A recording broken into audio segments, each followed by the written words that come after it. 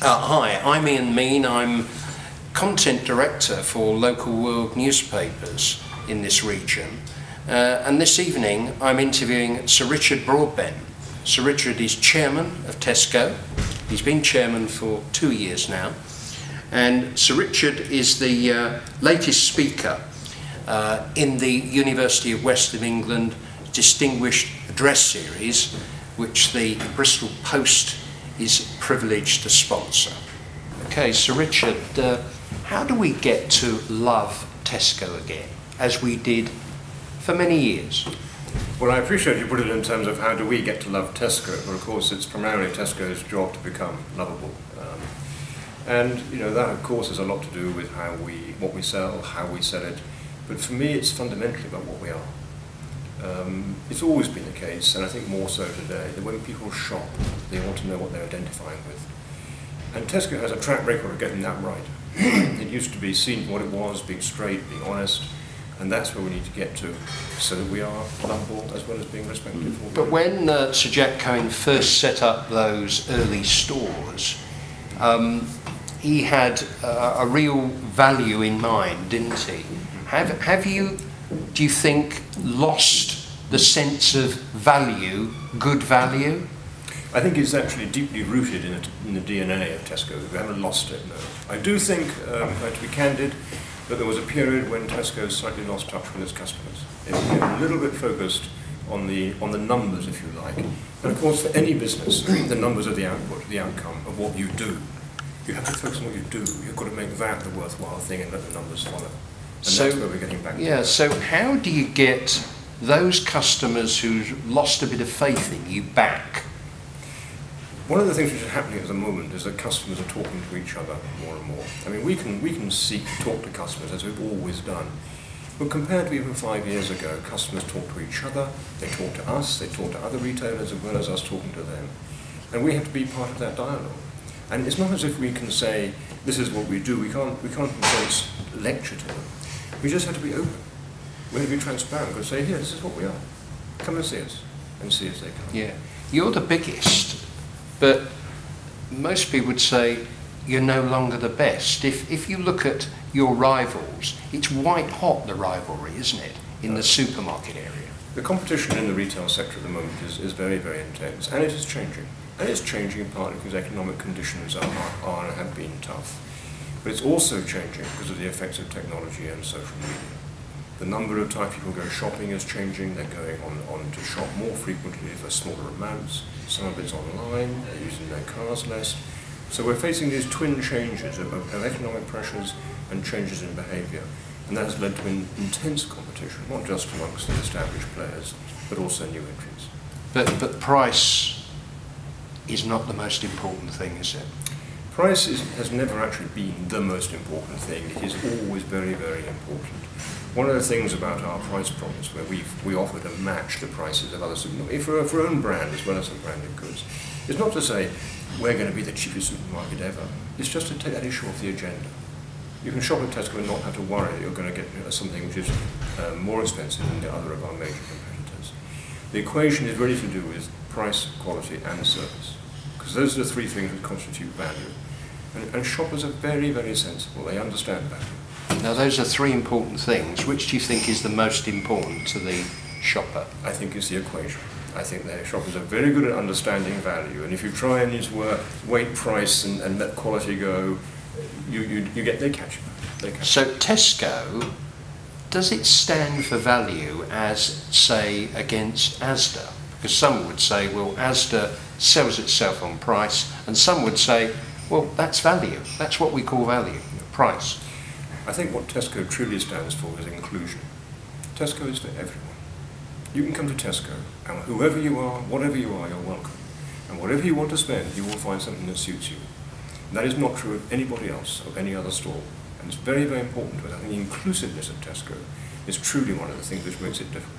Right. Now, just looking, before the analysts came in the other day, I was just looking in the Daily Telegraph, and that headline was, "We need to make Tesco loved again," says Clark. My view is that your chief executive comes over as someone who, does talk about values well. He knows the shop floor well. But what's the big idea that's going to get you there? What's the big idea that's going to get you back really in front so the consumer really is proud again to be there? I wish there was one big idea, one silver bullet. Here we are, and with one bound they're free. And of course it's not like that. One of the most important things that Philip is doing at the moment actually is just exhibiting value leadership. So there's many things which we are doing, and I'll come on to those in a moment. But perhaps the most important thing, when you have a large organisation, we're talking about 300,000 people, is to recognise that the behaviour of every single one of those 300,000 people is what's going to make you a success or not. We can get the right products and the right prices and the right, but it's the people. So Philip spent a lot of his time, quite rightly, literally, simply leading those people by example, which of course he can do well because he started working at a Tesco store when he was 15 years old. Yeah. And if you have that, if you get that right, then of course you can do all the things you need to do to make your offer the best value offer. So how does his influence then get down to the Tesco checkout girl on a Sunday morning who's perhaps had a good night out, bit bleary, perhaps is a little bit grumpy? How does it get down to that level? It's a big organisation, and clearly Philip himself cannot go around stores every morning. We have over 3,000 of them. It's a big job. Technology helps. I should say Philip is a very, very active man. He does get around more stores than you might think. Technology helps. There's a lot of webcasts, there's a lot of internal yammer, there's a lot of internal blogging. A lot of people connect with Philip. When we did our presentation to the city analysts on Tuesday... That was this week? Yes, last week. A big presentation, all the city analysts, we did it in the stock exchange. That was fed live to almost every Tesco store. A lot of people were watching that. And quite right, if you listened to what Philip was saying, there were several points in that presentation when he spoke directly to the colleagues in the stores because he knew they were listening, he wanted them to listen. And so that connection is sustained all the time. And of course there is a cascade through a management team. A management team, which of course has to be a real team, has to live those values with Philip. It's a management challenge, but it's a substantial one. But like any other challenge in this area, values is about human leadership. Yeah. Looking at online, and when we look at the growth of companies like Amazon, I mean, within 5 years' time, do you see Tesco trying to deliver that sort of service, literally with all sorts of products? This is really about the consumers as much as about Amazon. I mean, Tesco has to be in the business of meeting what customers want. The biggest challenge, if you like, that the board in Tesco addresses itself to day by day is to allocate its resources really between competing for the way the retail world is now and in making sure we emerge as leaders in the world which is coming. Because the retail world which is coming is very different from the current world. The sort of the embracing word for it is multi-channel, and we can talk for a long time about that. But all I say about multi-channel is it's not just technology, it's not just about having different ways of buying and selling and offering your goods, it's about behaviours.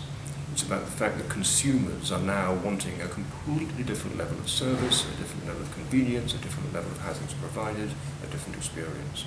And our challenge is to provide that and to become the multi-channel retailer of the UK. It really matters to us to do that. Now, day by day as chairman, you ran a huge government department in customs and excise. You were deputy chairman, correct me if I'm wrong, of Barclays, so you have huge experience of leadership.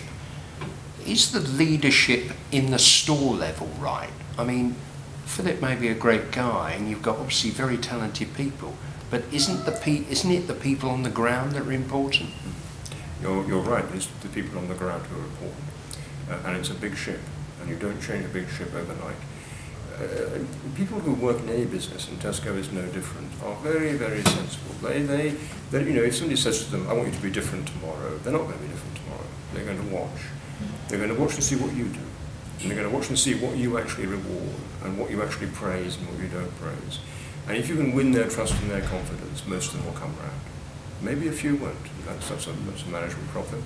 But most will come round. But you have to, when I say lead them, I don't mean in a patronising sense, but you have to win their trust and walk with them along that way, show them what you want. And you as chairman, what do you try and provide from your experience? In terms of the stores, I mean, that really is Philip's job, not mine. And if I was to talk a bit more about my job, part of mine, or a big part of my job in a sense, is to manage the board, almost in that spirit. There's a lot of talk about boards in the UK corporate scene in the moment. In fact, I'll be talking shortly about them to a larger audience. A lot of talk about policing and challenge. And that is not my concept of a board at all. A board is a joint endeavour between people who have different roles on it, executives and non-executives, but it's fundamentally a joint endeavour. And the chairman's role is to create an environment where there's sufficient respect, sufficient trust, that difficult questions can be tabled and held, because very few difficult questions can be answered quickly, within a group of people who trust and respect each other enough to wait until the solutions emerge. And that's a big part of my job, is to create that entity at the top of Tesco which can support the endeavour which is engaged. And how do you gauge your own success, Richard? I mean, month after month, how do you calculate, well, that's been a good month for us? I think that I have a vision, or Tesco has a vision, I'll put it more deep than that. I share a vision with Tesco. I don't, in fact, track the sort of month-by-month share price or the short-term measures. They are important. I don't ignore them either. What I tend to track are events that I think relate to that vision, whether they're positive, whether they're negative. And there are, of course, some of both. And those events can be quite disparate. Some of them are financial, some of them are behavioural, some of them are external. Let me try and give you an example. So I go and see a supplier, one of Tesco's suppliers, at least once a month. I don't go by myself, I don't take anybody with me, I just go and I say, how are you getting on? How are you finding Tesco? And they tell me, pretty candidly. And I've done that every month for 24 months. And it gives me a very good sense of whether or not the changes we're trying to make are flowing through. And I do that in many different respects. That would be one way of doing it. And what about, you talk about events, and I've talked to you previously before we started this conversation about the terrible Somerset Floods and how one of our papers, the Western Daily Press, has actually been involved in a big campaign, and you're helping down there. In fact, you've given us £10,000 towards that campaign. You've got, most important thing, you've got a lot of logistic help for these farmers, and you're raising money in the stores. And is that important to you in terms of values, that sort of cooperation? It's so important. I mean, we operate in many communities in the UK. If we are going to be part of those communities, if we're going to be part of society in the UK as a whole, we have to be with those people. We have to be part of the community. We have to be part of the society we operate in. And when there's a flood, we're with them. We can certainly raise money. We have the scale to try and do that. But as you said, in many places we have quite significant logistical infrastructure. We have lorries which carry things back and forwards. We have deliveries. We can take things away. We can make things happen in a practical way. And that is very important to us to be able to contribute our resources in that way when events like that happen. And you've had experience in Thailand, haven't you? There were those terrible floods in Thailand, 3 years ago now, I think, which were even greater, I think, than the Somerset levels. Yeah. And of course that country has less infrastructure and less resources, and it was quite close to being a humanitarian disaster. And there we actually opened up our stores to people, we gave them bottled water, we allowed people to actually, many of our employees actually lived in our stores for some period of time because they couldn't get out. One of my favourite photographs actually is of a shopper leaving a store in Thailand on a walkway made of shopping trolleys made on their sides, with water on both sides, carrying 2 bags of shopping. She's got this huge smile on her face because she can get her groceries from, we got her in and got her. That matters so much in the community. Yeah. And how, I mean, that's a great example. How can you really get into communities? How can Tesco really reach them? I know you have ambassadors in your stores, but how can you really get involved with the life of those communities? It's a really important question for us. One of the things we did last year was we really do this. At Tesco, like any business, has a set of stated values.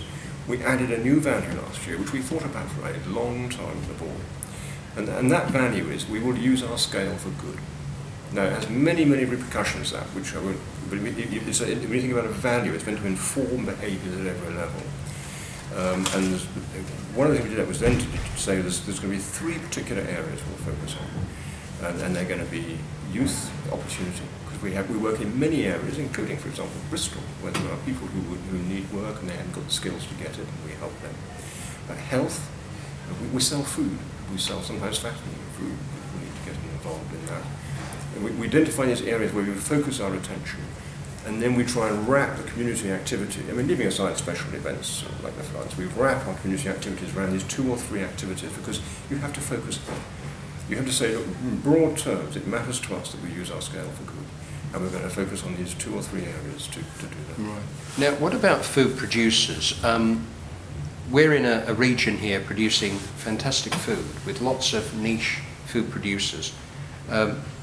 Supermarkets like Tesco are often criticised for not encouraging that, those small producers. Now, you visit producers, mostly big people, I guess, big customers. But how are you going to develop that sort of yearning for local food and drink, which we produce in the southwest, probably as well as anyone in the country?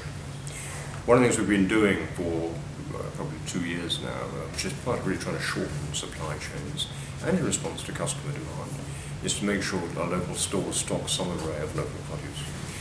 We have to, of course, make sure that they have the capacity to produce the amounts we sell, and sometimes that's something where we can help them, sometimes it's something where we invite them, and we do help a lot of our suppliers in those respects. If we can build up a relationship with a supplier, we will offer them a very, very good local market. We have over 100 suppliers, for example, in the region, in the western region. We have 3 in Bristol itself, in the town. We can help, we can build them up. And we can do something else. We can often, if they wish, take their products and begin to distribute them elsewhere. And not just in the UK, actually, I mean, in many other places as well. So for a supplier, if we can form a good relationship, we can both satisfy that appetite for local produce. We can also offer the supplier the potential to expand. Okay, and the big message for customers now, looking at Tesco, thousands and thousands, and more customers than any other, go to your supermarket. What's the message to them? I think the thing that I'd like to say to them is that we are trying to understand very clearly about ourselves, and we're doing that because we want to be more than you want. It's not going to happen overnight. It's not something we can just say airbrush out and say, here it is, it's all changed. We want to be honest about this. We want to be real. There are still things that go wrong. I get letters every day which tell me about it, but we don't try and hide anything. We want to be open, we want to be open about ourselves, we want to be open to you. And if that works, then come and try us. Sir Richard, thank you very much for talking to us. Thank you, I enjoyed it.